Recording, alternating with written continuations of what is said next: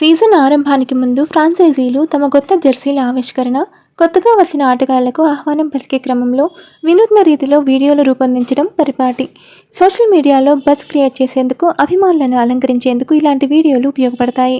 CSK సైతం దిగ్గజ captain Mahindra Singh Dhoni, Rajasthan నుంచి సీఎస్కేలోకి వచ్చిన సంజు శాంసన్ సహా కీలక ఆటగాళ్లపై వీడియోలు రూపొందించింది.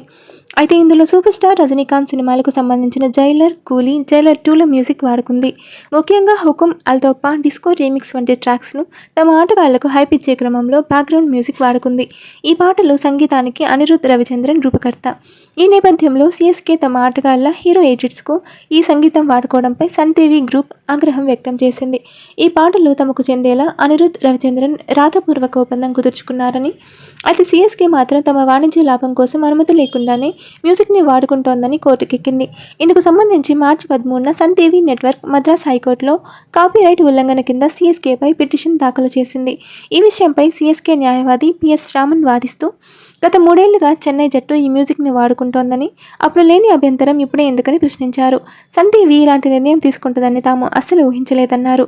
ఏదేమైనా సన్ పిక్చర్స్ లేదంటే ఫోనోగ్రాఫిక్స్ పెర్ఫార్మెన్స్ లిమిటెడ్ నుంచి లైసెన్స్ వచ్చేదాకా తాము జైలర్, కూలీ, జైలర్ 2 మ్యూజిక్ను వాడబోమని స్పష్టం చేశారు. అదేవిధంగా ఇప్పటికే ఈ మ్యూజిక్తో కూడిన వీడియోలను డిలీట్ చేసిన విషయాన్ని న్యాయస్థానం దృష్టికి తీసుకువచ్చారు.